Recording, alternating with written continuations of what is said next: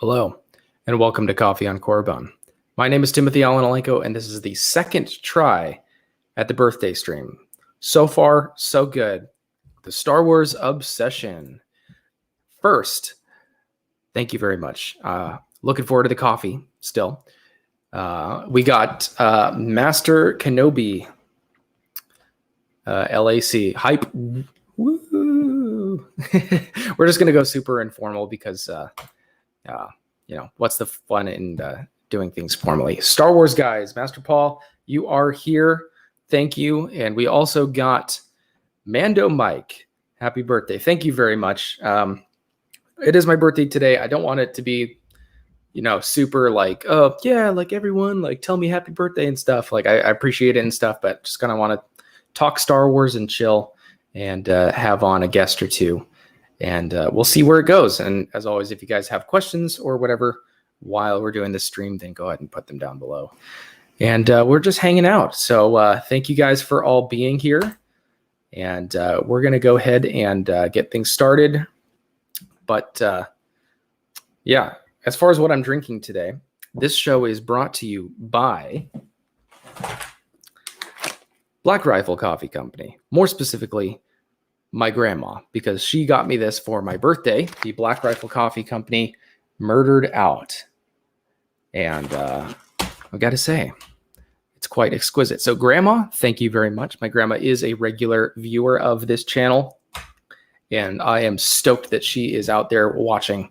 So give it up for grandma.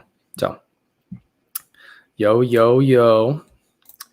Hope you are well. I am well. I'm a little frazzled because that last the last attempt at this stream was a little strange. I heard the delay of my own voice, but about 10 seconds late, and that just isn't going to cut it. So I think it's good. I'm not hearing any delay right now, and we're going to go ahead and get into our discussion. And yeah, we might have some guest pop-ins. So the topic I wanted to start with today is, first off, my wife is amazing. I just want to brag on her for a second. She got me this for my birthday. This is a canvas print of Darth Revan, and it is epic. It's like watercolor. It's so cool. So she got me this, and I'm stoked. So sweetheart, thank you very much. Actually, you're right over there. So thank you. Thank you very much. And she also got me, you guys know I do the AeroPress, that coffee that you press down. She filled this entire thing up for me when I got home from work.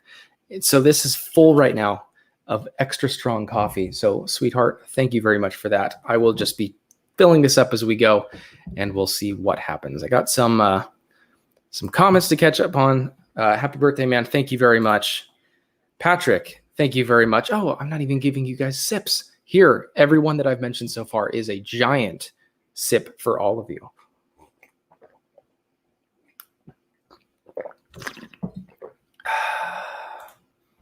Average, my man. Thank you very much. That's a sip for you.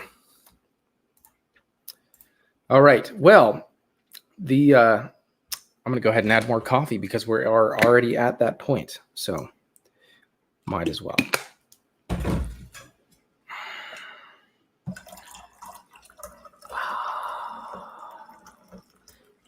Because you can't run out of coffee on Korriban.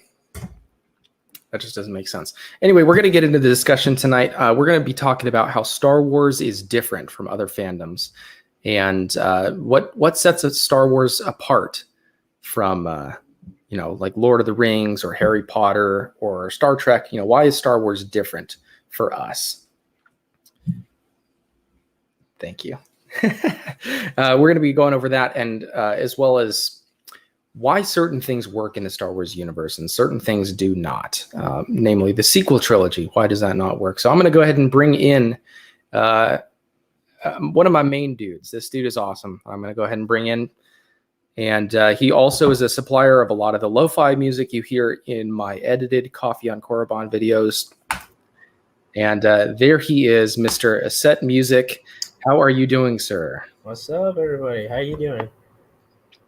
I'm doing well, and everyone in the comments seems like they're doing well. We're just chilling, and Mr. Paul, I have a brother named Mike who's also into Amanda stuff, so I thought you were him, possibly. Anyway, Set Music, how are you doing today? How's your day been going? Pretty good. So far, so good. Thanks for having me on. Yeah, absolutely. I'm very pleased to have you on, and you make fantastic music. If any of you guys watching are into lo-fi hip-hop music, or you need some beats for your own rap mixtape or whatever, check out Set Music. He's got some really quality songs and stuff on his channel, and like I said, he supplies a lot of the lo-fi music you hear in my videos, and eventually I want to get to the point where I'm using you, Set, exclusively for my videos, and we'll see if we can make something work there in the future. I have to build up more of a subscriber base first. Yeah, for sure. Thank you. Yeah, I appreciate that. So first off, let's go ahead. I'll sip to that. Okay. Was that McDonald's? Yeah. That's so funny. I love those posters you have behind you. Thank you. Those are sick. And like I was saying, I just got this one tonight. My wife got that for me. It's and so awesome. And those posters are behind. I think you've showed me before. You have some of the Star Wars posters as well, the movie posters. If I'm I do. not mistaken. I have episodes 1, 2, and 3. Okay, awesome. For sure.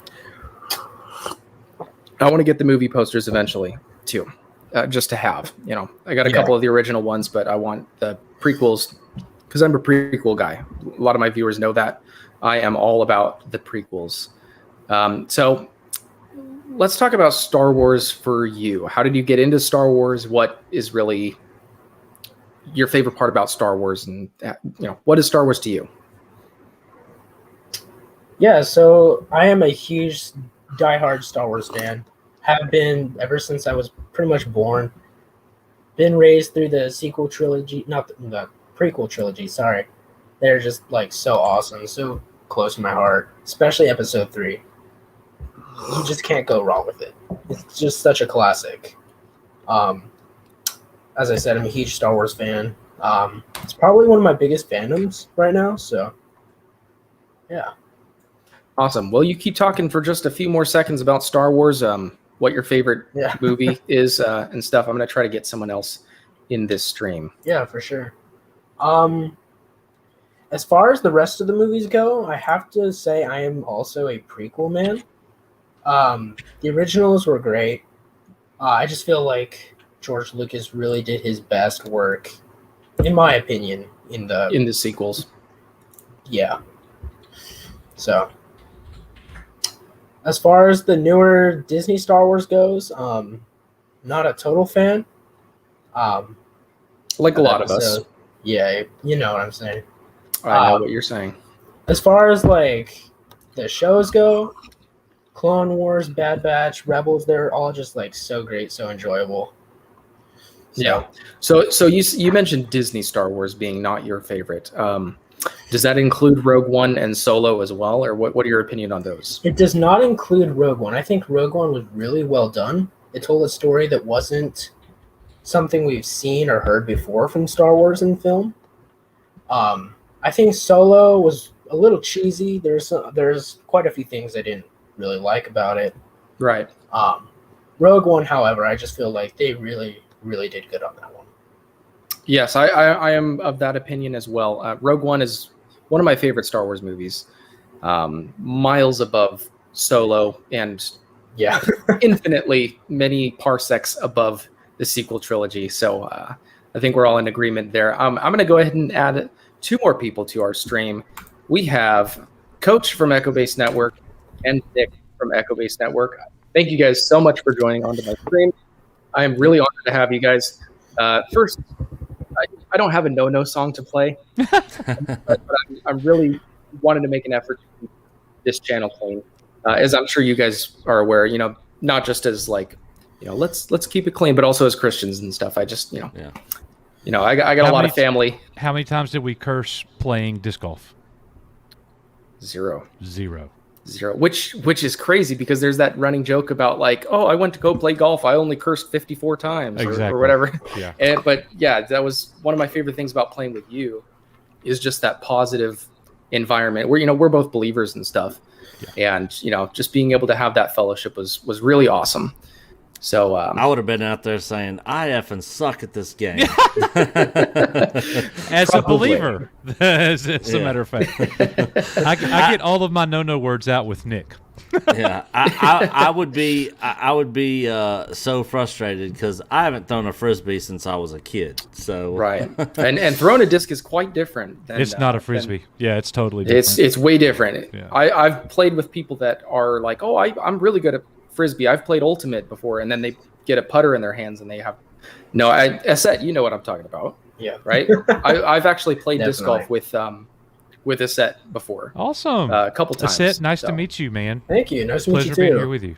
Yeah, and again, if any of you guys don't know, Asset is a producer of music and stuff. He supplies a lot of the lo-fi music I use in my videos, and he does excellent work. nice. Awesome. So, yeah, we're going to, I guess, get into the discussion with the people we have here. Let me just catch up on some chats real quick. Well, Timothy, right before you do that, I just want to tell you, Nick and I won't be able to be here very long, probably 15 minutes, man. We got some projects we're working on, but we tweeted this out, and we definitely wanted to come in here and hang out with you for just a bit. But go ahead and do the chat. We're here. Okay, awesome. Let's catch up on these, and then we'll get into a little bit of a discussion before you guys have to take off. Hey, Strange Ears. We were just on with Star Love the Wars community Obsession. support. Yes, and that is huge that you guys are, sending out the link and stuff and willing to help other channels. We've talked about that before, Coach, about just we're wanting going to help do each other everything out. we can to support the content creators that are in our family. In a bit, X-Wing. If I'll go on X-Wing's channel, I'll go on anybody's. All right, me too. You mean? All right. Well, we are all caught up. I think I wanted to kind of discuss about Star Wars. I made a Star Wars discussion, not to keep all the focus on my birthday, but Oh, is it your birthday today? it is Hang on, happy birthday. 25? 26. 26. Okay. I wish I could go 26. back to 26. That was a long time ago, homeboy. I was talking with my dad earlier today, and he's like, "Oh, you're getting old now, late 20s." And I was like, "Oh boy, I don't want to." Man, it's going quick already. I do got a yeah. quick question for you Yes. before we get started. Have you watched Tombstone yet? I have not. It is coming around the corner, and I'm Okay. still debating on whether to do a reaction. Definitely it. do a reaction video Okay. Cool, and love let it. us know because I want to hear your thoughts on it. Okay, because I have no idea how to do a reaction video, like editing and all that kind of stuff. I'm sure I'll figure it out. But I'll have to get a cowboy hat for sure. Absolutely. to, That would go viral. Yes. Awesome. Cool. Yeah, I'll do my mustache less curled and more out like his is. And I'll be a huckleberry or whatever he says. I don't know. That's pretty good for a guy that's never seen it. Yeah, I don't even know if I've heard it. I just imagine that's how he says it. He says, I'm your Huckleberry. I'm your huckleberry. Yeah. Okay. And that's Val Kilmer that plays him, right? Yes. Okay. Cool. One of the best character portrayals of all time. Any movie. Awesome. Well, I'm looking forward to it. Star Wars topic I wanted to talk about is, let's see if I can bring it up on a banner. I'm new to the whole StreamYard thing. So, long time ago, I think that is personally the most overlooked phrase in Star Wars. I think people take that as like once upon a time or in the beginning, just like one of those phrases that you put before a story. And I don't think people really take the time to look at that and understand this is taking place in our universe, just in a different galaxy and a long time ago. So I always take that to mean this is history. Like everything that happens in Star Wars is history, just a very distant history. So I think I mentioned on Echo Base Network stream the other day that, the clunkiness of the Obi-Wan Darth Vader fight on the Death Star can be overlooked because that's just what the storytellers had at their disposal at the time to tell the story. Right. And if you imagine that as a historical event, it doesn't matter whether it's Clone Wars animation or prequel CGI or the dazzling J.J. Abrams lens flares and stuff. The medium doesn't matter because it's just a retelling of those events. That's how I've always looked at it. And what are your guys' thoughts on that? Starting with Asset. What do you think? I have to agree. It definitely is weird to think like that this is like in our like same world, I would say. Like you said, in a different galaxy. I never really thought about it that way until you just said it, actually. So, I think that's really cool, though. For sure. Yeah, I was just sitting here thinking while you were talking about that. Did we get that phrase at the beginning of Rogue One in Solo? No. I don't think so. You know the answer to that. What are you talking about? I couldn't remember. I didn't think that we did, but I wanted to confirm. And I wish they would have left that in there because, like Timothy was saying, this did happen a long time ago in a galaxy far, far away. So it's retelling old stories, like you would, with stuff about the Roman Empire or whatever. It just all happens in space with a lot cooler technology than we have here. Food for thought. I like to go back to the original novels a lot. The first 4 words of the prologue: another galaxy, another time. So just interesting that it was just another time the way the thing started. And the original, I know you got it. The original trailer, I believe, started with those same words. Mm-hmm. And then we get the movie, and then they said it from a long time ago, which is in our past. But I think it's cool. I think it's very cool. The story that we're seeing unfold before our eyes has already happened. Yeah. So it's pretty neat. And I think it was an interview with Matthew Stover on Theory's channel. And Matthew Stover said in the prologue to his book, he wrote something along the lines of, these events have already transpired. There's nothing you can do to change that. Basically, like when we're watching Revenge of the Sith, especially, we get to the immolation scene where, he gets diced by Obi-Wan, and like, we're just, inside we're craving, like, please don't do that. Listen to him. But we know the outcome. And these things have already happened. There's nothing we can do to change that. And then compounding off of that, that's why I personally don't like the sequel trilogy, is because I believe it doesn't fit into that history. There's certain mechanics about the world that they changed, and you can get into like the hyperspace ramming and the Leia Mary Poppinsing through space and stuff, but just like they changed some fundamental things about the Star Wars universe that it doesn't fit into that history. The way that world has been playing out suddenly changes in the sequel trilogy, and it's just not the same history. Yeah, my favorite. You guys feel that way? Yeah, my favorite part, my favorite outtake of somebody's criticism about the sequels is they're running out of gas. They're literally running out of gas in outer space. Yep. I was actually thinking the exact same thing. Yep. I was thinking of the exact same thing. If Coach hadn't just said it, I was about to say it. I love that. We got to find that guy, Nick. We got to find that guy. Yeah, because he had a great take on that we put in our documentary, and it was so funny because he's like, we're literally watching ships run. Is this a Star Wars movie? Yeah. Their ships are lighter and faster. Yeah.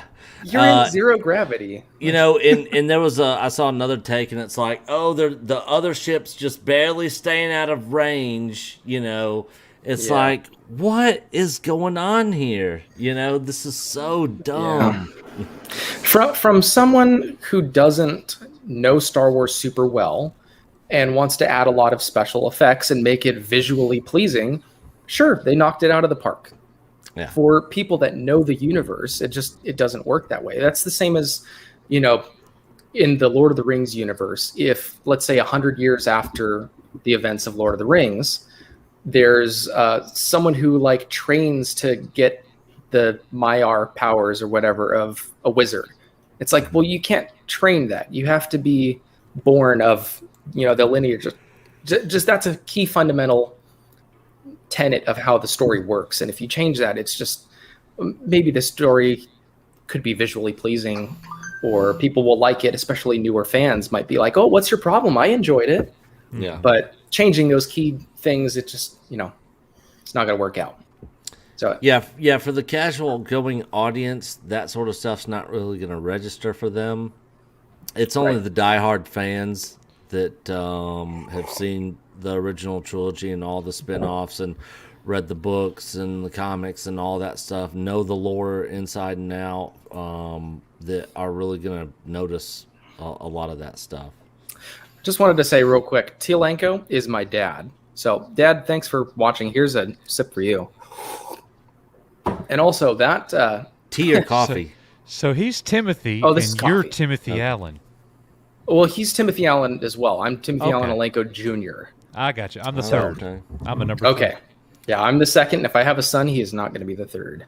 Don't do that to your kid. Yeah. If you look at the picture that my dad has, that is me playing guitar. So awesome. Very young. What was that, a Gibson? It is an Epiphone SG 2400 something or whatever. I still have it. Oh, okay. Yeah, I can tell it's the same design as what's his face from AC/DC. Yep. Yeah, very similar. Angus Young. I got a music trivia. Let's go. You got it. Yeah. Coach is on fire. That's not my game. My brain, when I got to think on the fly, is terrible. Like, I get brain farts and won't be able to remember stuff. It happens to me all the time. Patrick, thank you so much. I'm glad you enjoyed it. I did put a song up on my channel recently. One of mine that I'm working on is just a raw audio playthrough with my daughter, like singing in the background and stuff. But I'm glad you enjoyed it. I will be putting out more music in the future as I get around to it. And also, just to say, there's so many comments that I wasn't able to highlight and stuff. But for everyone here that is tuning in, I really appreciate it. And also, especially the happy birthday wishes, I really appreciate it. So here's a giant sip for all of you guys. I'll go ahead and down this. I'll sip to that as well. Yeah, awesome. Man, sip of water. Just sip of water for the drinking, for the working man. I got nothing. It's okay. Y'all make it on this try, though. Awesome. And also, Nick and Coach, I don't know if you guys were here at the beginning. This is what my wife got me for my birthday. One of the things she got me. Nice. And it's a canvas, like watercolor print of Revan. It's so cool. So what did your little girl get you? She got me. What did she get me? She got me like donuts and that's awesome. and, like muffins and stuff. Like my wife took her to like the golf section and is like, you can pick whatever out for Daddy. She's like, no, Daddy wants snacks. So she got me snacks. Yeah, and I was just really appreciative. And she's like, oh, you're welcome. My pleasure. I'm one big gigantic snack. So I have no snacks at my house. Awesome. Well, let's see. That was pretty much as far as Star Wars topics. What I wanted to go over was just Star Wars is like a history, and it is the journal of the Wills.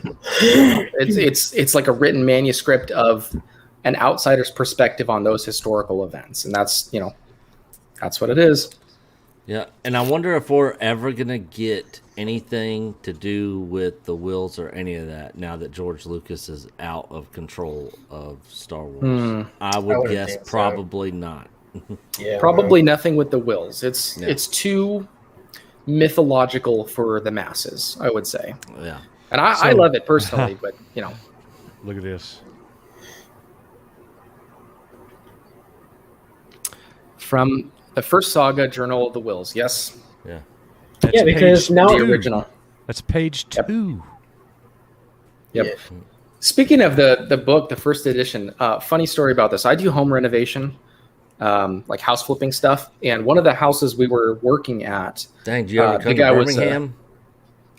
No. Is there a lot of opportunity there?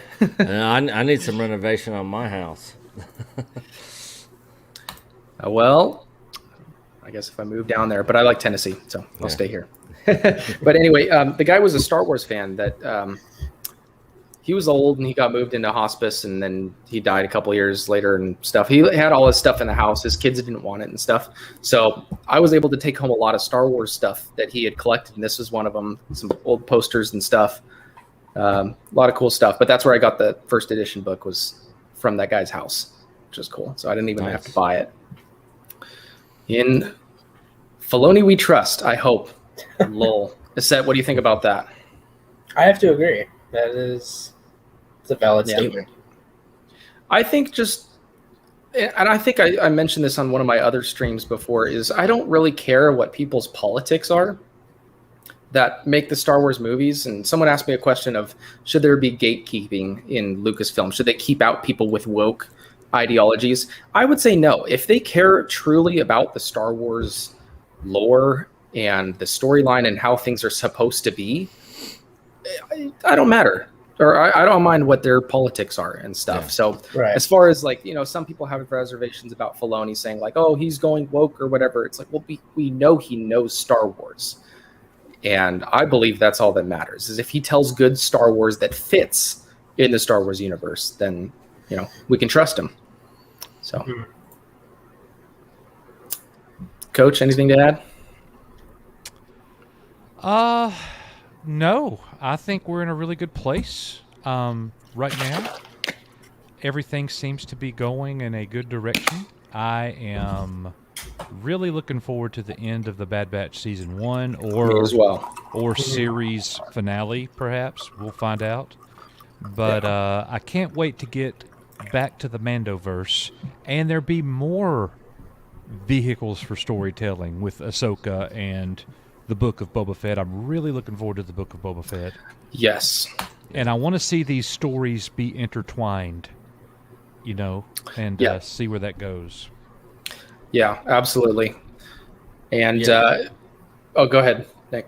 I was just gonna say I have my own reservations with Filoni, but I don't completely not trust in his ability to give us good Star Wars at all.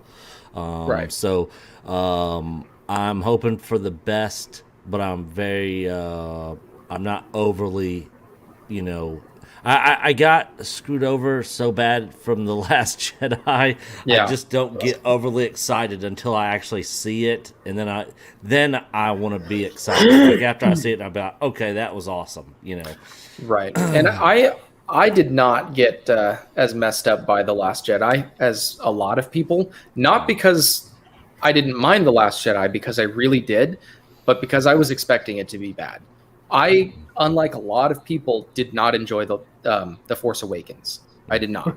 And the reason is because the first line in the movie is, you got this epic entrance of Kylo Ren and stuff and freezing the bolt in midair and stuff. That's so cool. And I was just like, this is amazing. And I wasn't as hardcore of a Star Wars fan as I am now, but I was just like, I want to get into this stuff. This is amazing. And then Poe gets brought on his knees right before Kylo Ren. And he's like, so what, you talk first? Do I talk first? And I was like, does that belong there? And then what's his name? Can you imagine somebody saying that to Darth Vader? No. Yeah. It snaps his neck. Yeah. Yeah. It just didn't fit. Your mama jokes in The Last Jedi. A lot of that. We were actually talking about this earlier on our stream when I was talking about when they are, because I kind of hit on He-Man and the Master of the Universe stuff because I watched all 5 episodes on my way back from Texas, and one of the things in there is they have modern speak in there, like Tila's little friend, is walking, like, oh yeah, what do you think, T? Like what? Calling her T? Like what's her face in Picard calling Jean-Luc JL? It's like that. It's like, why is this all this modern speak in these movies? Like this is supposed to take us outside of our own reality and time. So we don't need, hey, what up, T money, what and all that crap, your mama jokes and talking about phone calls and you talk, we talk. It's a bunch of silly nonsense. And it's people. This stuff has been written by people that are not passionate about what's come before it, the lore. Exactly. So and correct me if I'm wrong, but I don't remember there being a whole lot of the modern speak in Mando season 1 or 2. No. And this is something I've heard before. It was in a Lord of the Rings group on Facebook that someone said it was that joke about like, oh, Lord of the Rings is PG-13, so it's allowed one F-bomb. Where would you put it and stuff? And someone commented, foul language has no place in high mythology.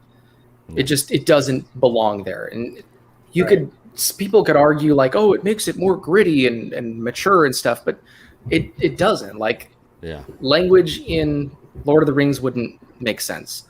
Language in Star Wars wouldn't make sense to me. I just wouldn't. And I don't like cussing anyway. Oh, and when they're dropping F-bombs in Picard, I was just like, oh, God, that's so cringe and feels completely out of place. Yeah. You know, and that's not to say that Star Wars can't have cheesy dialogue, because Star Wars is cheesy. Yeah. From episode 4, it's cheesy. From the prequels, it's very cheesy. So that's not the problem. It's just how it was delivered with Poe to Kylo Ren, and then even with Finn to Rey, like, oh, you got a boyfriend? You got a boyfriend? Like, that just What trying to appeal to the younger generation? Just give us something that we'll want to watch. Yeah, and if it wasn't a Star Wars film, like if you took out the sequels being in the Star Wars universe and just made it like a space show or something, sure, it could be entertaining. It's just, they took what we love. There was a movie that I saw in the theater in 1991 or 2, and it had one cuss word in it. And it was done so well. And I'm not a proponent of the cursing either. I don't. If I choose, I choose without. I really do. Yep. With my entertainment and stuff, I like it to be cleaner as well. Right. But this movie had one curse word, and the actor said it so fast I didn't even pick up on it until decades later. It was from Robin Hood, Prince of Thieves, when Robin Hood, Kevin Costner, and Morgan Freeman got inside in the back of a carriage, and they catapulted themselves over the wall. A young Will Scarlet says, "F me, he cleared it." But he said it so fast. Yeah. You didn't even catch it. Yeah. Yeah. Yep. I know exactly what scene you're talking about. Yep. But Christian Slater's character. Yep. Yeah. And if you guys have not ever seen Robin Hood, Prince of Thieves, definitely worth a watch. Definitely. Yeah. I will have to check it out. And speaking of appeasing to the younger generation that you guys were talking about just a second ago, everybody says, Star Wars, it was made for kids. It was made for kids, for little kids. The very opening scene of the very first Star Wars movie, people are getting mowed down. It's scary. It's scary. Yeah. I don't care what anybody says. Star Wars, it appeals to kids, and it's a kid-friendly movie, but it is not a kids' movie. George Lucas said that very casually in an interview. Yeah. Yeah. It's got adult themes. Yeah. Throughout the whole thing. That are not for children. Yeah. Yep. I wonder how much better Star Wars would be if they kept their budget, but wrote in the way that they weren't appealing to a certain type of people, and we're just trying to make a good Star Wars film. Yeah. My aunt and uncle's burnt to a crisp body laying in the sand. That is not for kids. Yep. Yeah. I've actually been hunting down a Kenner action figure, the one with the card and the clear plastic and stuff, of dead Uncle Owen. Card remains. I've seen it. It's a joke. I've seen that. Yeah. I contacted the original maker of that, and he said you can find it on eBay occasionally. Yeah, I wanted him to commission one for me, a pair with Uncle Owen and Aunt Beru, and he was going to charge me like $170 for the pair because material cost is up right now. What's his name? So I'll send it to you if you're interested. I have him on Facebook. I know him. I messaged him. Yeah, but I was wanting that. But yeah, back to what you were saying is it's gritty. Star Wars is at its heart from the very beginning. It is appealing to kids, but the adults will get a lot more out of it than the children do. And it's I was thinking about this the other day when I was playing golf. There's that quote about golf that says it is deceptively simple and infinitely complex. Disc golf is the same way. For someone who wants to go out and hit some balls at the driving range, or play a par 3 disc golf course or whatever, it's fun. If you're wanting to try to play in pro tournaments, it is the hardest thing in the world. Golf, I would imagine, is way more. Yeah. Yeah. And Star Wars is the same way. If you just want to watch it casually and you're a child and stuff, you have that wonder of, lightsaber battles and starships and stuff, and that's cool. Yeah. But you should be able to really dig into it as an adult for that lore. Yeah. That's one of the reasons why, as a kid, Empire was my least favorite, and as an adult, it was I back agree. and forth between my favorite, and here's a sip for you. And Empire are back and forth on my favorite. But Empire was my least favorite as a kid growing up, except for the Hoth battle. I don't think Lucas did it on purpose, but he created something that as a child you can, and I'm speaking for myself, when I was a 5-year-old kid watching Star Wars, I wasn't sitting there going, oh, Uncle Owen and Aunt Beru, look at their bodies. Oh, Luke got his hand cut off. I was so blown away by everything else that the adult themes passed right by me. Right. And as I got older, I looked at Star Wars with a different lens, and I love it just as much as I did when I was a kid, with a whole nother appreciation. Yeah. And you also notice they don't have to add in inappropriate adult jokes like so many cartoons do, like SpongeBob or anything else on Cartoon Network, to keep the parents interested. They add those little subtle things that only the parents pick up on. They don't have to do that in Star Wars. Whoa, what's that? Whose sound is that? It wasn't me. The only thing that the one line from Star Wars that I would like to be taken out, because it has a sexual connotation to it, that's a little bit, I think it's by far more sexual than anything else in Star Wars, is when Han Solo said, I must have hit pretty close to the mark to get her all riled up like that. Mm-hmm. See, I didn't even catch up on that until you just said it right now. I didn't even catch that. See, there's another one of those adult themes that you just go right through. Right. But those are very few and far between in Star Wars. They are. And I don't believe those have a place in Star Wars. Maybe that because it's, in the original and it's not overly obvious. Mm-hmm. But imagine if they added some of the stuff that they put in, kids' cartoons nowadays. It wouldn't sit well with me. Yeah, I agree. Looking at the eyes of the child, and I got it. Yeah, absolutely. And for me, my favorite movie growing up was The Phantom Menace, because that was the DVD that we had of Star Wars growing up, and I loved the pod race with my dad's surround sound, the big screen, small by today's standards, but just that was my favorite scene, and I was just like, why can't I go watch a pod race in person instead of NASCAR or something? Yeah. And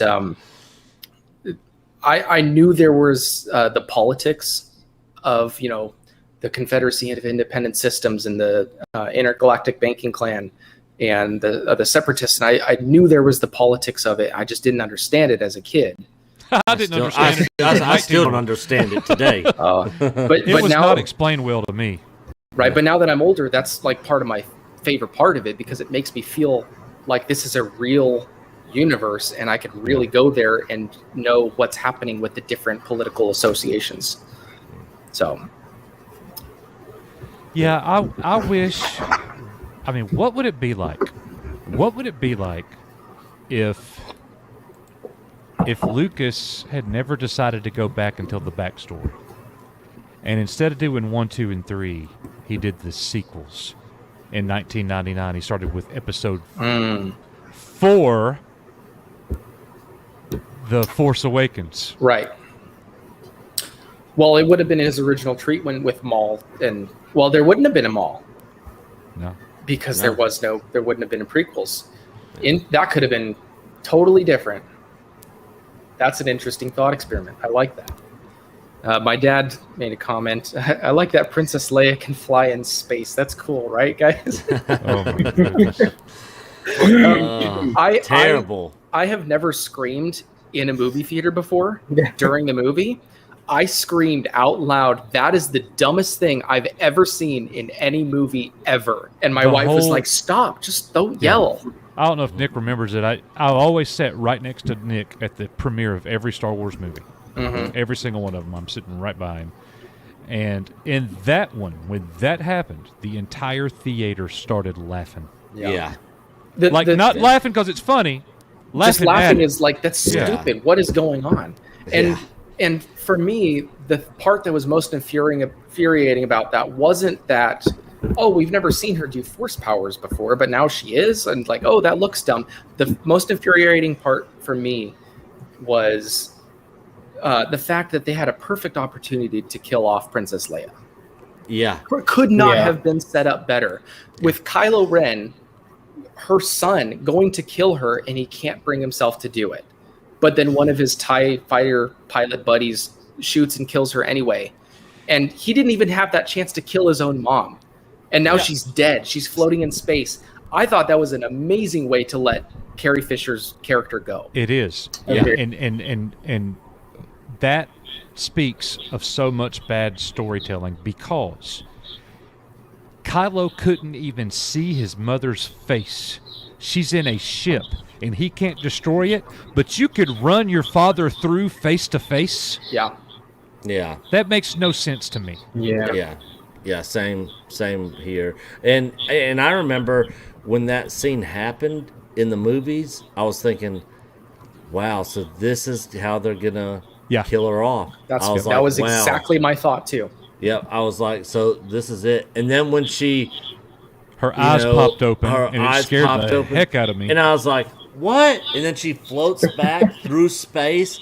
I'm like, what is happening right now? Yeah. This is so dumb. Yeah, that's why I yelled, quote, that's the dumbest thing I've ever seen in any movie ever. Out loud. And my wife was like, stop, you're making a scene. I'm like, that's the scene. Do you not see that? Yeah, this movie's causing a scene. Yeah. But again, I wasn't going into it with high expectations because I didn't like The Force Awakens at all. You know, my favorite line from that movie, ironically enough, is that's not how the Force works, because that just described everything about that movie. Yeah. Yeah. And I was on the side of on The Force Awakens being like, it was okay, but we're getting Luke in the next movie. So, you know, I hate that they killed Han off, but I knew Harrison did not want to be any part of it, and he wanted his character to die anyways. And he probably said he wasn't going to come back unless they killed him off. I wouldn't be surprised. Yep. So that really wasn't shocking to me that he was dead, even though I didn't want him to be. But I kind of accepted it, even though I didn't think it was that great of a movie, and was just waiting on the next one. And now I hate all three of them. I'll never watch any of them ever again. Correct. Yeah, and I actually tried about, I want to say like 9 months ago, to watch through The Rise of Skywalker again. My wife was like, oh, let's just give it another try. Let's watch through it. I couldn't make it halfway. Yeah. I counted like 18 or 19 from Finn by the halfway point. I couldn't watch it. I was just feeling so gross. It's like, this is like the world that I love, and it's just kind of just awful. It's kind of like what's happening to America right now. My 12-year-old niece wouldn't even go watch it. She's like, I don't care anything about it, but she loved Mandalorian and loves Grogu. You know, it was just such an epic disappointment, because I remember before The Last Jedi came out, I was as confident in The Last Jedi being a great movie as I was that Ahsoka and Mandalorian Season 3 and the Book of Boba Fett is going to be great Star Wars. I was that confident. Mm-hmm. I remember taking my mother into my office, which was in a different room at the time, and I downloaded the movie The Force Awakens before it actually came out. I downloaded the torrent. It was like a cam. It was a cam version of the movie. Right. And I showed her. We didn't watch the movie. I showed her the end scene with Luke Skywalker, and I sat there watching that with my mother with tears streaming down my face. That's frustrating. Because I'm so happy, and it's such an emotional moment because I was getting my hero back. Right. And then that doesn't happen. I'll never cry at that scene again because it has no meaning now. Now it means something completely different than it did at that moment. Yep. Like seriously, for a sci-fi Star Wars original trilogy fan, I don't mean this. Good Lord, please forgive me. I don't mean this to be. This is not meant to be any form of hypocrisy.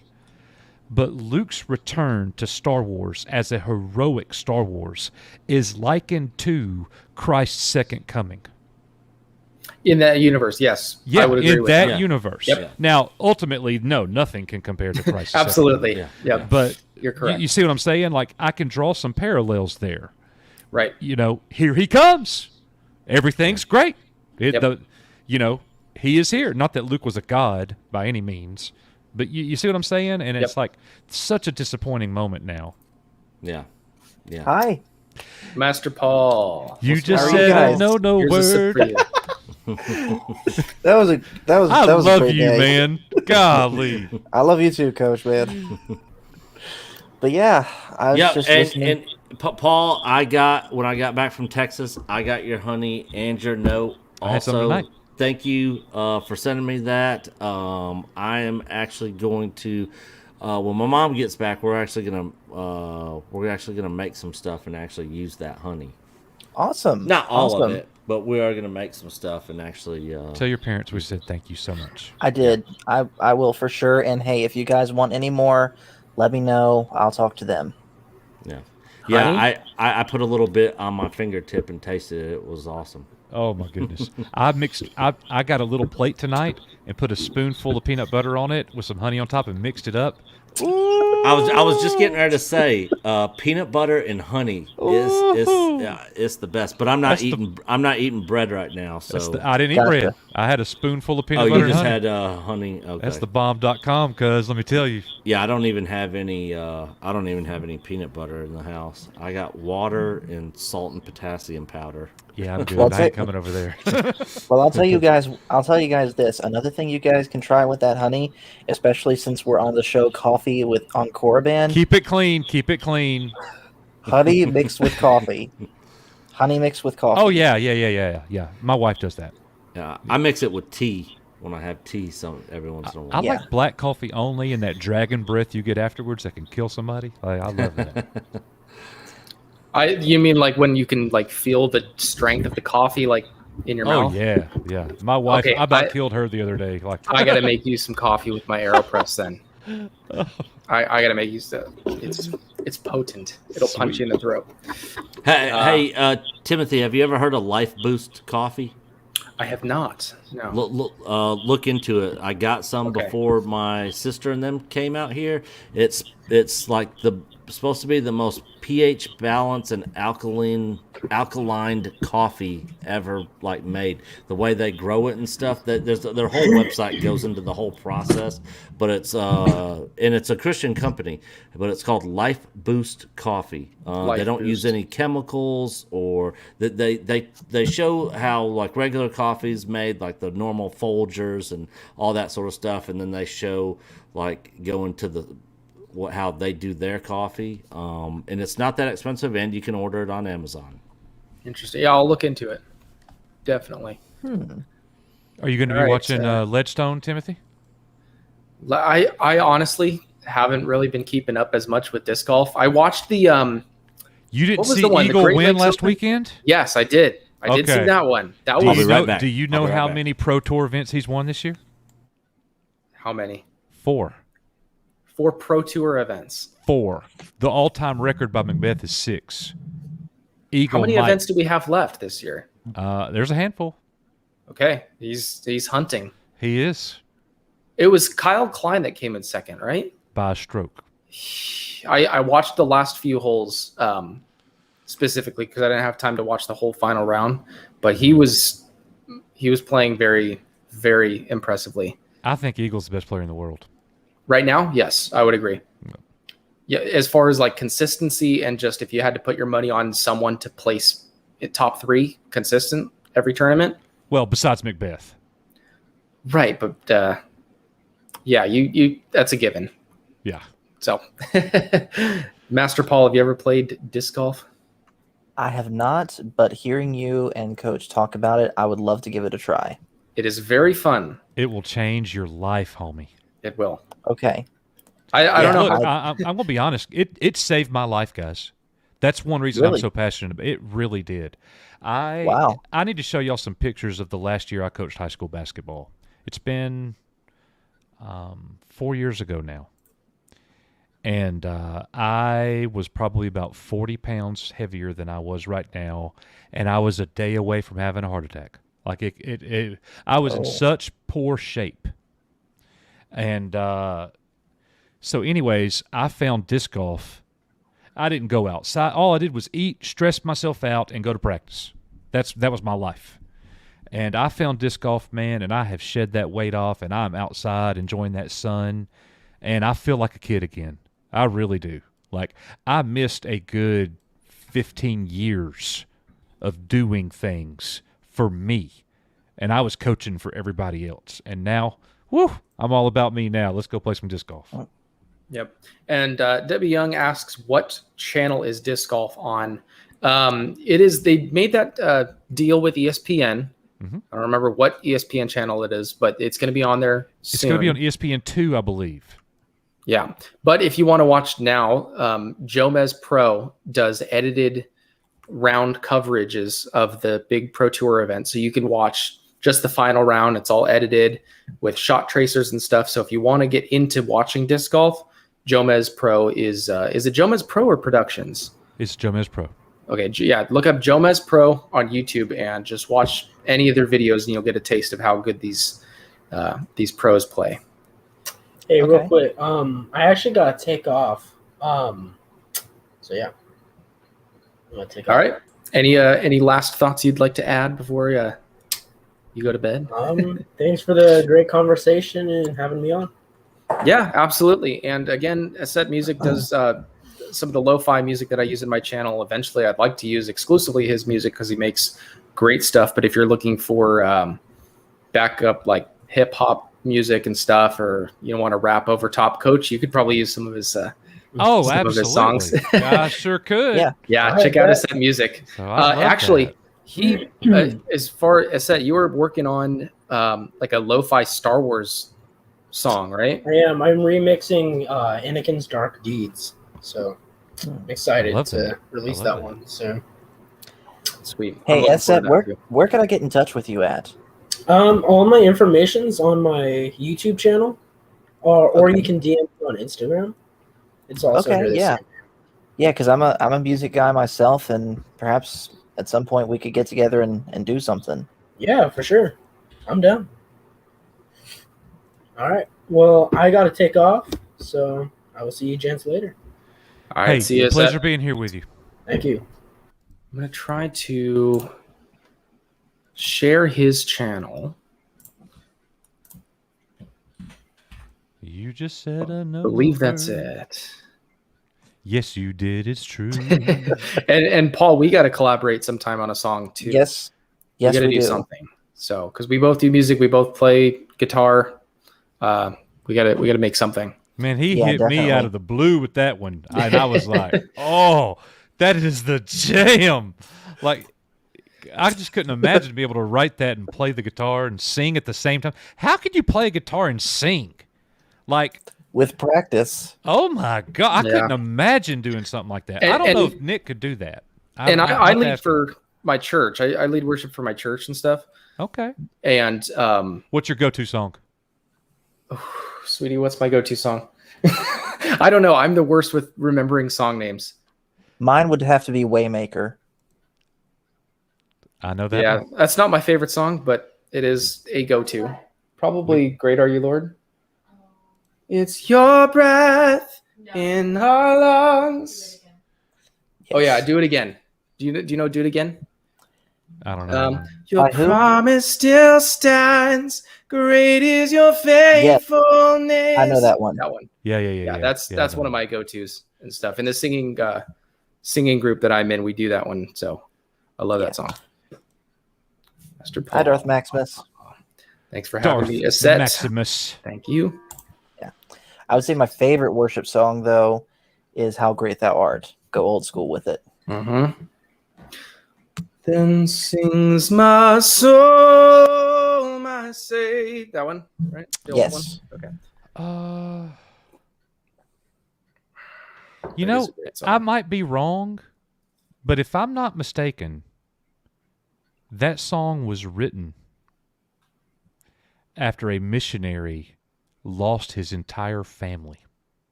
And he was I believe you're correct. He was in a boat floating away after having just lost his family.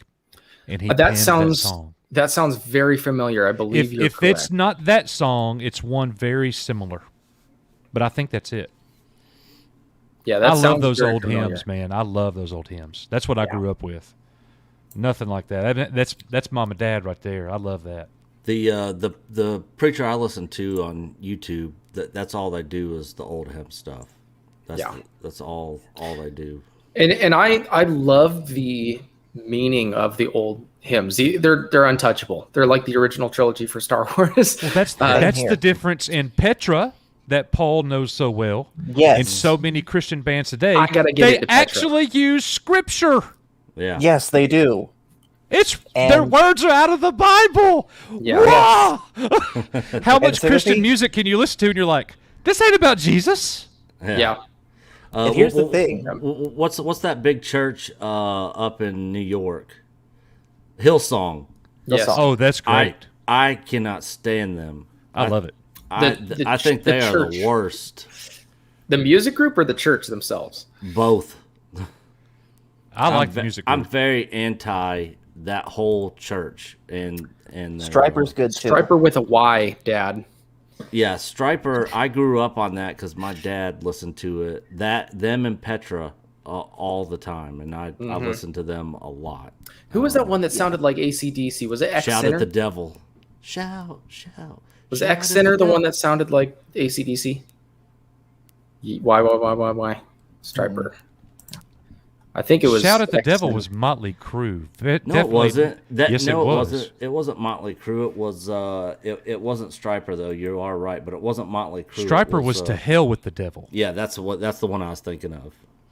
To Hell with the Devil. Yeah. It is X Sinner. Okay, the one that sounds like AC/DC. That's right. Oh, it was Motley Crue. Dude, I'm the music expert among us. Okay. I thought it was. I don't listen to a whole lot of Motley Crue. I mean, I've heard. I have seen them live before, but I don't really. I just went with a bunch of other people. I've never been really a big fan of theirs. Yeah, as far as like music history and bands and band members and stuff, I'm not very knowledgeable at all. And I'm a little bit better. But still probably not as much as you guys are. Nick, Can you play guitar and sing at the same time? No, I wrote that in chat. No, I cannot. Yeah, that's like I've always heard how difficult that is, and I could imagine. Yeah. How okay, so playing guitar and singing, once you're comfortable playing guitar and you don't have to think about playing the guitar is easy. Once you're used to it. Now, playing bass and singing, whole nother story. That is infinitely harder to play bass and sing. That's what the lead singer from Rush. Rush. But what's the other band I'm thinking of? It's a modern day Christian. One of band. my favorite classic rock bands, Rush. Yep. Oh, God. Very anti-Christian, by the way. But I like the music. Yeah, there are so many bands that the music I absolutely love. One band in particular, just I cannot get enough of their music and how they compose it. But then you add in the lyrics and stuff, it's like I can't really enjoy this. I can't really get into this because I don't like cussing. personally. I don't. So like who's it at the all. band?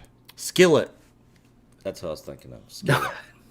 No, Skillet is pretty solid. cool. Skillet is solid. The lead singer plays bass. John Cooper. Yeah, John Cooper. Yes.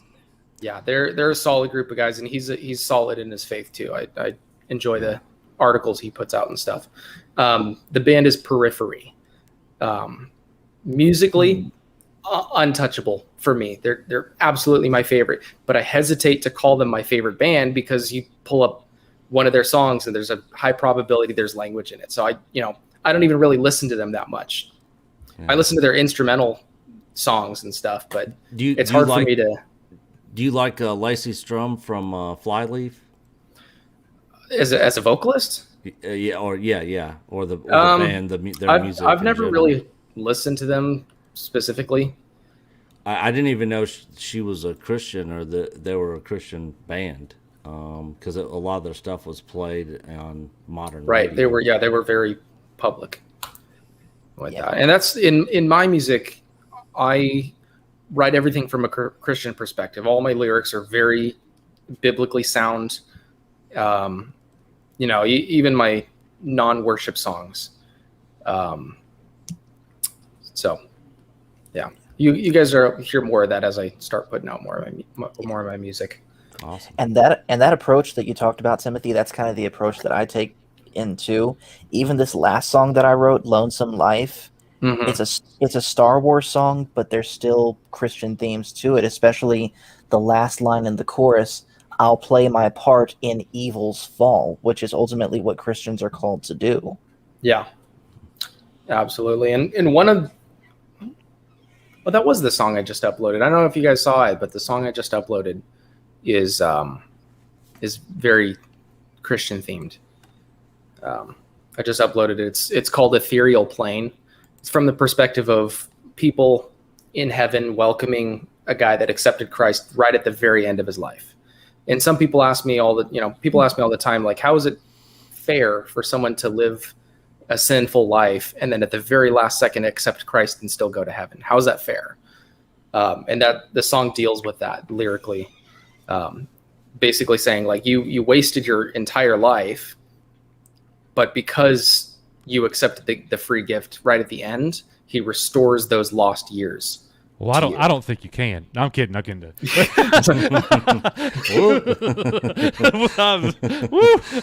was about to say, huh? Here we go. That's funny. I am drinking so much coffee. I am going to have to relieve myself. So you guys, I will be right back in about. So welcome to Echo Base Network and PJ. We love being here. We are you just said a no word. Yes, you know is true. You just said a no word. Hang on. You would actually be surprised how writing those lyrics is actually harder than it thinks, because that's like the one bit of creative shit. That's like the one bit of creativity I wish I had more of, because I can come up with melodies like that, but coming up with lyrics, specifically lyrics that rhyme, I struggle so much with. Yeah. And that was one chorus. There is have you ever heard of a software program, Paul, called Master Writer? I've not, but I've heard of one kind of similar. I think it's called Lyric Pro, and it was advertised on Facebook. Mm-hmm. So Master Writer, I used that back when I was going to the studio and stuff and recording and writing songs and stuff with a lot of other musicians. And it is an awesome program. I mean, it'll come up with words that you never even thought of. Like you just get an idea in your head and start writing. If you're having trouble trying to think of something that goes with that, it'll give you whole lists of stuff that you can go to. But I would look into that if you're going to be doing a lot of writing, because that software is really nice. Yeah, I'm looking at it right now. Looking at the the different monthly, yearly things that they offer, and yeah, I'd be willing to give it a try because I want to write more both Christian stuff and Star Wars stuff for both of my channels, and if this can help me, then absolutely. Yeah, it's really good. I highly recommend it because I used it all the time. And you can try it for 1 month. Like 1 month, I think is like $10. Yeah. I don't even know what we're talking about now. There's when I was writing in the studio and stuff with a bunch of other musicians, I used a software program called Master Writer. Mm-hmm. It's really good at helping you like with coming up with lyrics and words and different words that mean the same thing and words that rhyme, and you can put all your songs in it, and it's really good lyrical software. See, lyrics are the easiest part for me because I have a poetry background. Yeah. And so just coming up with the words is the easiest part for me. It's yeah, it's the thing that I was not the easiest thing for me. Yeah.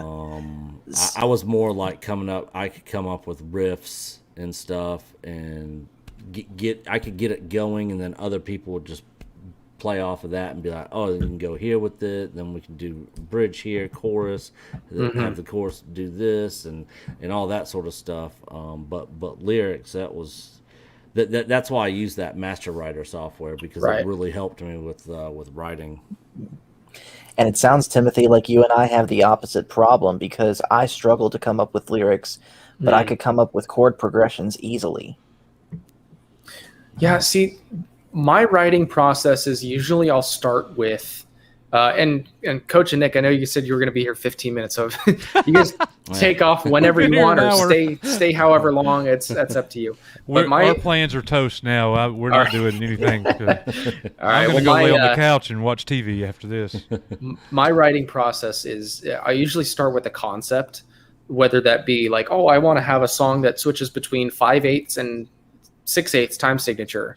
Like 1, 2, 3, 4, 5, 6, 1, 2, 3, 4, 5, some weird thing like that, but have like the audience not be able to tell that it's like weird time signatures or whatever, or have something be like the first letter of each line has to spell out a hidden message for the song. I'll start out with a concept like that and then just start noodling around. And then I hear the entire song finished. Everything, the orchestra, the drums, the piano, the bass line, the background vocals, the second melodies, like everything I already heard in my head.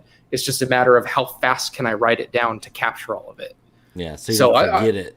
Right, because I hear some people have to work so hard on like, oh, like what are the drums going to do here and stuff.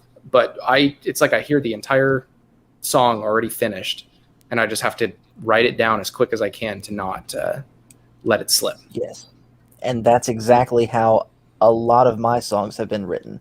Like the song that has stayed with me the most is a song that I wrote in memoriam to my grandfather who passed away in 2011. It was a song called He Taught Me Everything. And I kid you not, this song came to me when I was at my first job, which was the Liberty Tax mascot. So I came up with this song while standing on the side of the street, dressed up as the Statue of Liberty, waving at cars, trying to get them to come do their taxes at Liberty Tax. And I did this for 3 seasons, and they let me have my guitar out with me the last season, so I made use of my time. That's awesome. Did you have a sign during that you were flipping like the little Caesar's pizza guy? No, I can't. I am not that coordinated.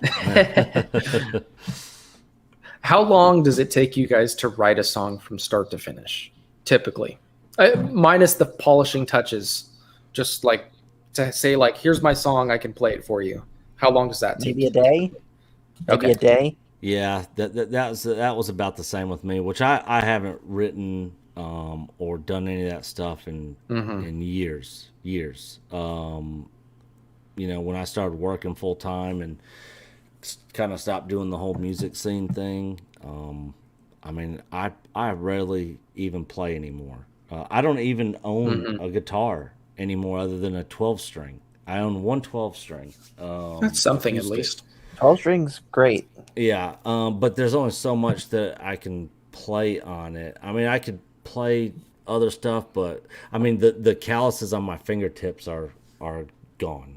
You know, I mean, I would have to build those back up. But I am looking at getting a Taylor custom guitar because I do want to start playing and stuff again. You know, just like tinkering around the house and stuff like that. I'm not gonna go do the music thing or play out at bars and clubs and stuff no more. Right.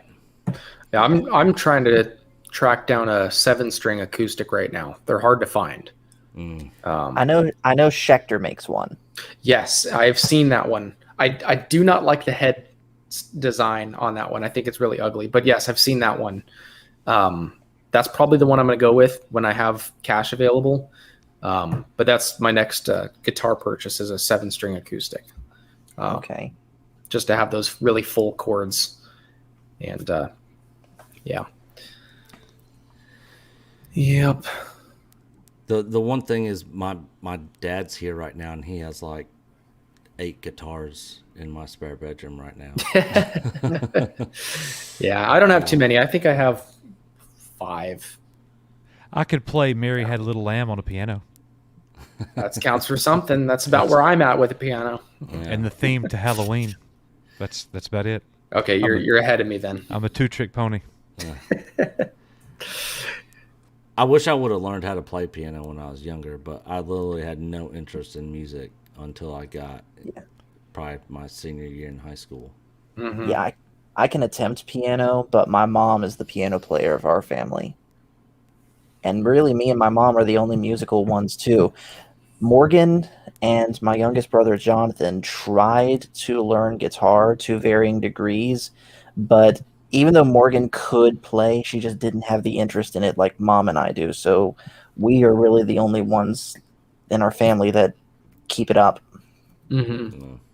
And I am so embarrassed when people ask me, how long have I been playing guitar? Because the answer is like 17 years or something. Mm-hmm. Most of my life, since I was, gosh, how old am I now? 26? Gosh, maybe like 18 years I've been playing guitar since I was like 7 years old or something. Yeah. And so I'm embarrassed saying that because I should be way better than I am at guitar. Because I like rarely ever actually practice guitar, like sit down and practice. Yeah. And especially the last like 2 or 3 years, I've really been focusing on vocals. And that's my main instrument right now is vocals. That's what I do in the singing group that I'm in. So that's professionally what I do. Yeah. is vocals. That's what I focus on. But I feel really bad when people are like, oh, how long have you been playing? 17 years. Yes. I know that feeling, except for me, it's worse because I'm 26, about to turn 27, and I've been playing since I was 4. Yep. Same boat, pretty much. Yeah. Yeah.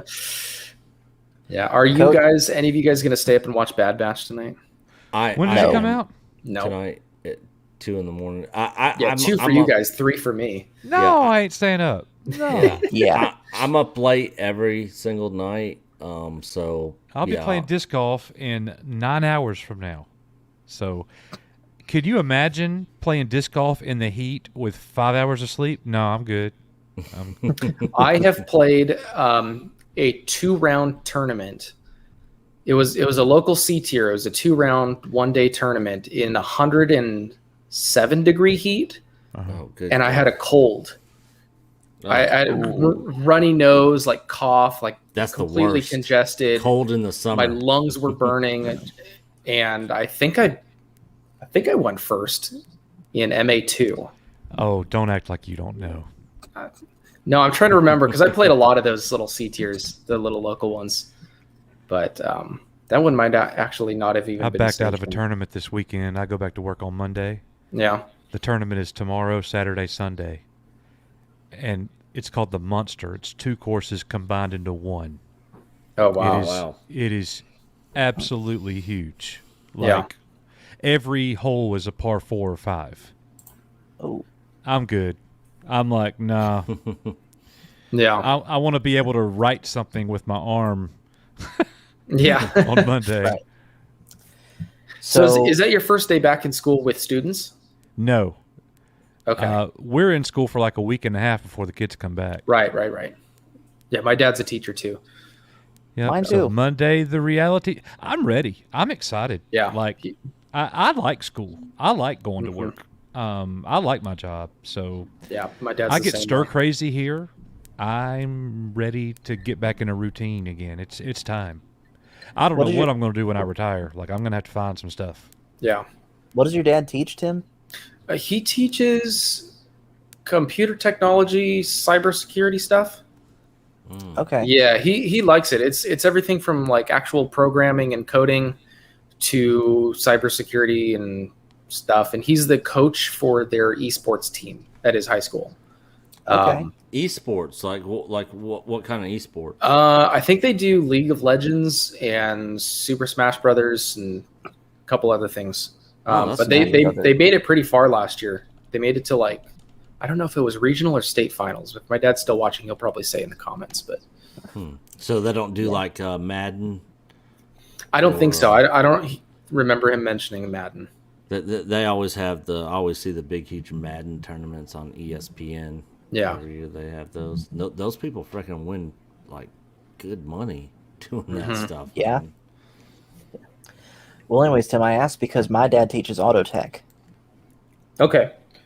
Yeah. I actually was going to be a teacher. That was my career path at one point. I was a sub for 2 years, and I must have been in a bad district or something because I started hating kids. and was this before you had one? Yes, actually. But it wasn't even just because they were misbehaving or whatever. I just got depressed because of the stuff that the kids are into these days. Yeah. I'm the biggest kid in the room. So yeah, you and your coffee. Yeah, I'm going to win. And so the whole objective in my classroom is for them to make sure I'm happy. And if I'm happy, we're all going to have a good time. We'll be up on top of the desk dancing. Like, I don't care. But got to make sure I'm happy. So, Coach, I have a question. What is? Someone uploaded a clip of you on TikTok ranting in your classroom about how you're still playing video games and you're going to be playing until you die. You see his face?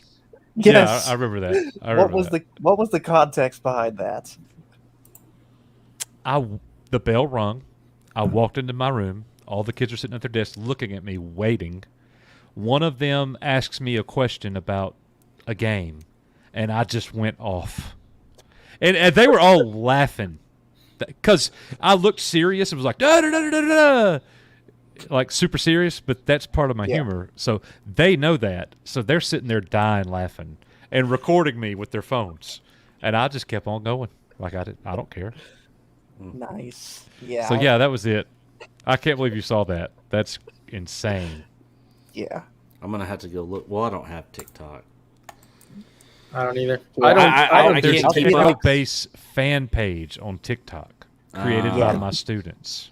That's what it was. Yeah. Yeah, I can't keep up with any more social media platforms. So I walked into my classroom one day, and I don't want y'all to get the impression that I'm not a good teacher because I think I am. But I walked into one class one day, and I said, I walked in, they're all looking at me, and I'm walking around, I'm looking at them, I go, today, y'all are going to help me make a TikTok account. And they were like, yeah! And that's all we did. My teachers were like that. Yeah, that's all we did. They were like, you're going to be a superstar. Oh, it's hilarious. Yeah, but you ended up deleting that account, didn't you? I did for some reasons that I don't really want to go into. But, yeah, I did. I needed to. Yep. Daggum TikTok. Well, it wasn't TikTok. It was some messages. Oh. Well, one last thing I want to talk about before I get off here. I meant it when I said I want to get into disc golf. So, where should I start? Basically, what sort of gear should I get? Okay, so first off, things like that. First off, Google disc golf courses near me. Odds are there are probably some within 10 miles of your house. They're everywhere. Stevie and guys are everywhere tonight. Yes, that's what the awesome thing about this community is we all just like hang out and talk about Star Wars. I feel so bad when I'm not able to pop up. Cardinal Sin got all over my butt this morning when I randomly popped up in his stream, and he was like, "You haven't talked to me in like a year," and I was like, "I'm sorry. Like, we're busy, and sometimes the viewers can't tell. Me and Nick are kind of taking a little break, and you just can't tell that we are, but we are. Just we're working on the channel when the microphone's not on, a lot. So, anyways, what were we doing? Back to disc golf. So Google disc golf courses near me. Nick should listen to this advice. Yes, Nicholas, I'm talking to you. I would be dead in the first 10 minutes of walking around out there. That's fine. Then play 5. Good evening, Nick. This is Grand Admiral Thrawn telling you to play disc golf. Throw that frisbee, boy. Yeah, I would go out there and I would wagon wheel that thing right down the. That's okay. It's a roller. Yeah, that's a an roller. Actual People shot. do that. Yep. Do it. Be the master of the roller. Yeah. So I've seen somebody ace with a roller before. I've seen someone just chuck it like a baseball and ace it. I'll be like the person out on the basketball court with the granny shot. But opposite. Anything works. It could be the Happy Gilmore of disc golf. Yeah. So if you go to, I think Dick's Sporting Goods has stuff, but on Amazon, if you just do disc golf starter pack, it should come with 3 discs. Most likely it's the end of a starter pack. There's 3 discs: your driver, which is long range, mid range, and then your putter, which is just like putting. And if you buy one of those starter packs, probably like $20 or something. And that's all you need to get started. You can even get like 1 disc and then go play. That's all you need. Do either you or Coach happen to have your discs handy so that I could see the differences between? Can I please type? let me? Go ahead. Yes. You may. Go get some. I love this. This is my stream. We are going to talk disc golf. Yeah, we've talked Star Wars, we've talked music, we've talked disc golf. Worm burners. Yes, worm burner actually is when you throw your drive too low and it just goes into the grass. That's a worm burner. Nice name. Yeah, I would worm burn all over the place. There we go. There's this we got the backpack. Awesome. Yep. And you might be wondering, why does he need that many discs? Well, because they all do different things and you use them in different situations, just like you do normal golf. Okay. Don't let what I'm about to show you scare you from playing. But I'll start with, I've never done an in the bag before, Timothy. Yes, do it. Awesome. All right. Do it. So starting with the bag, I had to go with the pound bag. It's the Cadillac. This is a $500 pound bag. It's the best. It's the best pound. Bag. Huh? He said pound bag. Yep. It's the best. It's the best bag you can buy. So I've heard the Upper Park ones are good. Starting with the putters, I carry 3 putting putters. So these are original Discmania P1s, super straight flyers, inside the circle or out.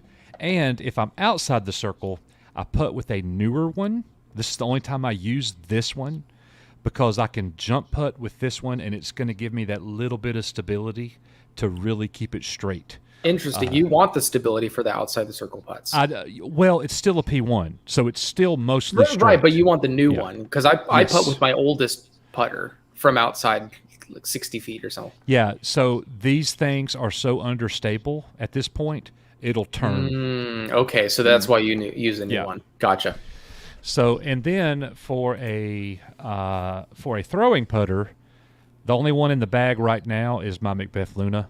This is a $30 Tour Series Macbeth Luna in metallic crystal sparkle plastic. So that was magical. And I'm just going to say right now, for the people watching that aren't into disc golf, this is like once you're into it and you actually can tell the difference between all of these. Yeah, absolutely. So you don't need this to go play. So I threw This is not a starter kit. This is not a starter kit. I threw my ESP Zone in the water the other day, so all I have in the bag currently is this Crystal Flex Zone. So this is my putter for approach shots that I need to have a hard left finish, and it sticks on the ground wherever it lands. It's not going to get a lot of ground play. Yeah, and to answer, real quick, to answer this old Star Wars nerd, the weight for all of these is about the same. The main difference between like the putters and drivers and mids is the shape of the rim. So, Coach, if you want to hold a putter and a driver up real quick. Yeah, sure. Well, I'll tell you what. When I get to drivers, I'll do that. Okay, cool. So here's my most understable mid. This is basically used for the woods. I could throw it on hyzer. It's going to flip up and give me that turn. It's just going to keep going through the woods. I carry my best disc, my most favorite disc of all time is the Discraft Buzz. I carry 4 different molds of the Discraft Buzz. I throw a Buzz SS, mainly for wood shots that I need to flip up and go dead straight. I throw a Big Z PFN Buzz. This is an old run from 2015. It is an absolute bomb. I can throw this as far as I can a fairway driver.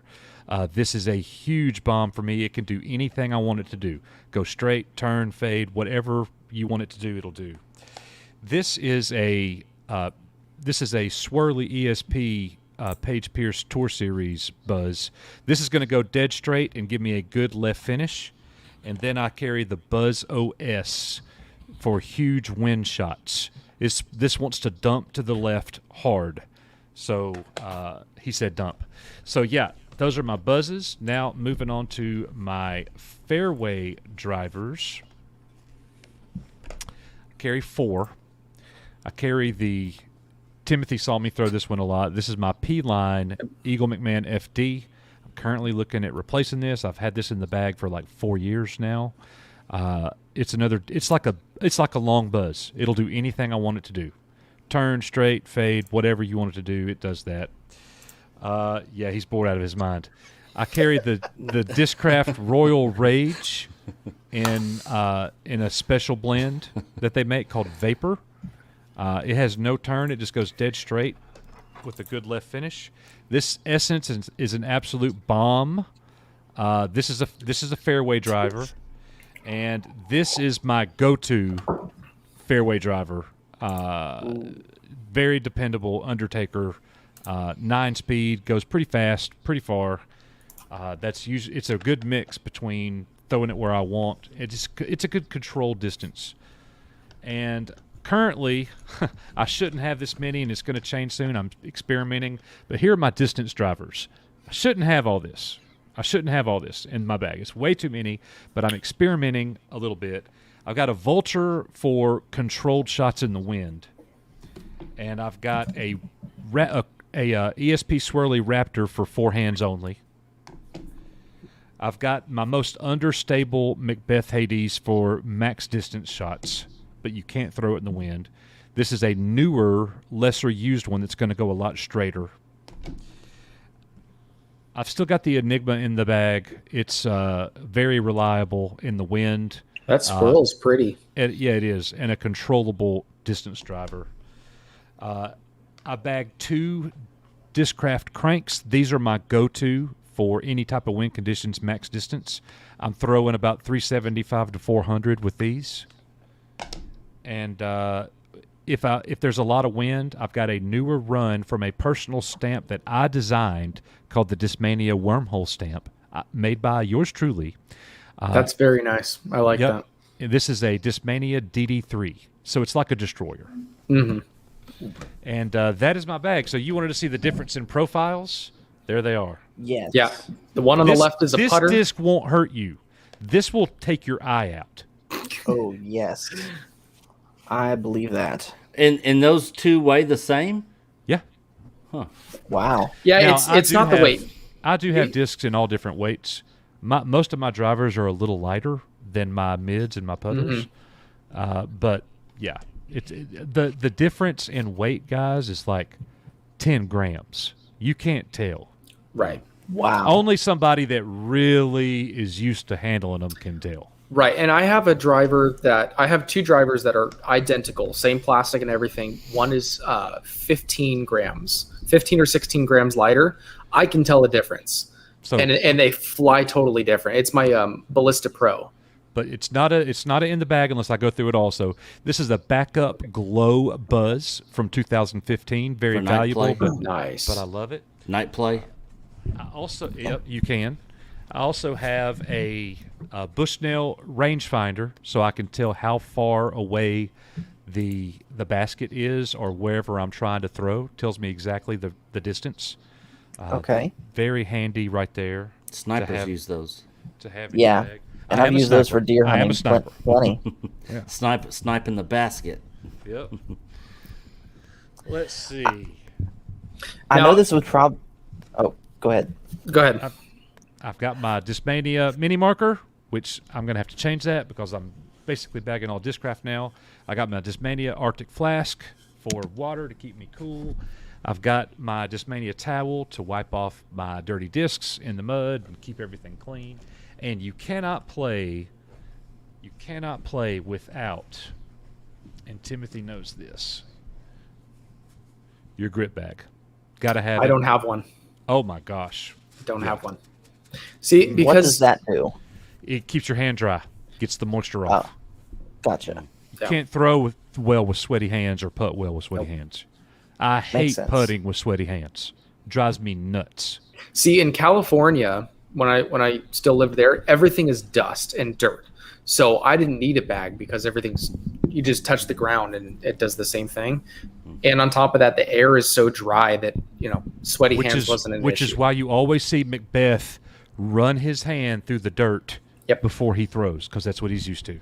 Yep, exactly. And so, Master Paul, you don't need any of that, but he just showed you can go out with one of the putters, and I would actually recommend getting one of those slower discs, either the putter or the mid-range. And that's probably $2,000 in the floor right there. I believe it. My bag at one point, because I was throwing all prototypes and first runs, I think my bag at one point was over $600. Timothy, I just bought, and it came in yesterday, a collection of Discraft from 2002 to 2016, and the entire collection is all PFN discs. Half of them, or 90 of the 166 discs, are brand new. And I posted the first 35 on eBay today. Yeah. So, wow. 99 cents, no reserve. I paid $5 a disc. That's disgusting. They'll sell for 30 and up. Mm-hmm. That's disgusting. I know the chances of this happening are extremely unlikely because of how busy it would be. But imagine if this little meetup that we're going to be doing in Nashville in April, imagine if we found a disc golf course near the convention. There are tons. My favorite courses are in Nashville. Yeah, and the three of us got together and I did was going to something. suggest the same thing. We do an Cane EBN Ridge, meetup. Cedar Hill, let's go. Mm-hmm. Yeah, that's 2.5 hours for me. Let's go. So. I go play the Music City Open. This is my first year not playing it. Wow. Yeah, I play in Nashville at a tournament every year. Yep. Coach, I'm itching to play with you again sometime whenever Look how serious have Coach got. Ted, the old Star Wars one. Look how serious Coach got. Yeah. Hey, that's what we do. Y'all were talking music, and I was sitting here like, oh, my God. Yeah. I had to bring you back in somehow, man. That works. That's so funny. Yeah, maybe I could play around in my backyard, and then when I come up there, I could wipe the floor with all you guys. Do it. That would be. It is so fun. I would die. Would die. So, Dick, what indie game is that on that multi-cart? Oh, this is one I picked up at Retropalooza this last weekend. This is the Super Star Wars Trilogy. All three Super Star Wars games on one Super Nintendo cartridge. But when I bought this, I forgot that I own all three original cartridges already. I just saw this and thought it was so cool. I was like, oh, I want that. But I was like, I already have those games. So how much did you pay for that? $25. It's not bad. So what I was thinking about doing is giving this away in a giveaway for anybody that doesn't have these games, that has a Super Nintendo or is planning on getting an original Super Nintendo that would want to play them. Because the other one I got, the Final Fantasy one, that's going to take me a while to get through those games, and then also the Metroid collection, which cool. Super Metroid, it's not. Yeah, Super Metroid collection for Super Nintendo. So, yep, should be fun. Yes, Indiana Jones is also on that black cartridge. There's not a sticker on it, but when you plug the game up, Indiana Jones for Super Nintendo is also on there. We'll tell you what, guys. This was fun, but I got work in the morning, so I'm going to go ahead and bounce. I do too. I do as well. All right, Paul. So yeah, thanks again for having me on here, Timothy. Yeah, and absolutely. As always, Coach and Nick, always great talking to you guys. Mm-hmm. So by the way, did you guys happen to see the announcement that I put on Twitter for what's going on with our channel? I think I was on Twitter for not on maybe 2 minutes So- today. So first off, I'm finally delving into Star Trek: The Original Series, which is I going to did lead into see the that. movies. I did see Yep. that, yeah.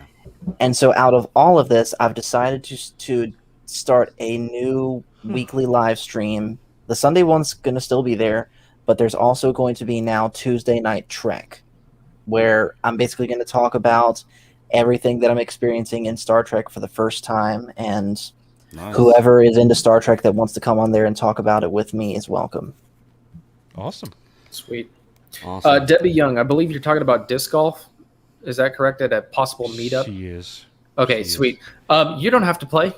We would encourage it because it's fun. But if we can did a meetup, definitely you could walk just along. watch. Yeah. You could carry my bag, Debbie. You got a caddy. Michael will that carry would be so mine. fun. That would be so fun to have an EBN meetup. Yeah, for disc this next April, and it should still be pretty nice temperature wise. And you're not far from Nashville, anyways, are you, Timothy? No, 2.5 hours, Yeah. 2:45 about. Yeah. That's like pretty close. Pretty close. I'll quote you on that Yep. quote, Coach. But yeah, I'm going to go ahead and head out now, guys, so I will see you guys later. All right, see you, All Paul. right, Thanks see you, for Paul. stopping by. No problem. Yep, I think So I'm what gonna did he do? jet to, fellas. Yep. That Yep. It is 1:15 for me. So, yeah. that little girl's gonna wake up early in the morning. My little girl? Mm-hmm. Oh, I'll be at work. Oh my So. gosh! What time do you get up to go to work? I have a very flexible schedule. I'm going to try to get up because, I get off early when I go to work early. So I'm trying to be up at maybe 6:37, maybe. Wow. Yeah. I run off like 5 hours of sleep. I a would night be anyway. one grumpy teacher on 5 hours of sleep. I tell you that. We'd be having a documentary day that day. I promise you. Yeah. I'll just do whatever. Yeah. Cool. Well, Look, sometimes I say that. I walk in my room and be like, today, I'm going to leave y'all alone. You're going to leave me alone. And they're like, all right. that's so funny. All right. Well, I appreciate you guys stopping by. And I guess it's not my birthday anymore. Bummer. Yep, not even in our time zone. I know. My dad can still wish me a happy birthday, but that's me back in California. But I appreciate you stopping by. Yeah, it's And, been fun. It was fun. Good discussion about Star Wars and other topics and chilling. Nick loved the disc golf talk. I could just see it all over. Oh, he was just glued to the screen. It didn't bother me. I was just like I had no clue what you guys were talking about. But Yeah. Coach You had said to that's sit- a magical one. yeah, but Coach had to sit there and listen to us talk music for a minute. So Yeah. Yeah. Awesome. Well, thanks for stopping by. It was a great evening. I appreciate you guys. And yeah. yep, thanks fun to talking with everybody you in the guys. chat for hanging out with us tonight. Yeah, EBN is Yep. all over the place. Let's go. Yeah, and I'm sure I'll be back in Alabama sooner than our meetup in April. So when I am, because my father-in-law lives pretty close to you guys. What city? There's I guess not pretty close, maybe an hour away. Aniana, I think. Oh yeah. It's not too bad, not too far. But next time I am in Alabama, we'll go play, the three of us, and so we can get Nick out there. That'd be fun. He ain't coming. Oh, he's gonna have to. Okay, he's gonna have to. That'll be. Look, he's getting up and leaving. All right. Appreciate you, bro. I'll see you later. All right. Thanks, Coach. Right. Bye. See you. And for everyone that is watching, still here, a couple people here, Debbie Young, old Star Wars nerd. Thank you guys so much for watching. And I appreciate it. You guys all make this a very fun evening. It's a very good birthday that I have that you guys gave me. So thank you for watching. And if you've made it through the entire stream all the way to this point, I really appreciate your time. Once again, thank you for stopping by Coffee on Korriban. And I will see you wherever I happen to see you in the galaxy.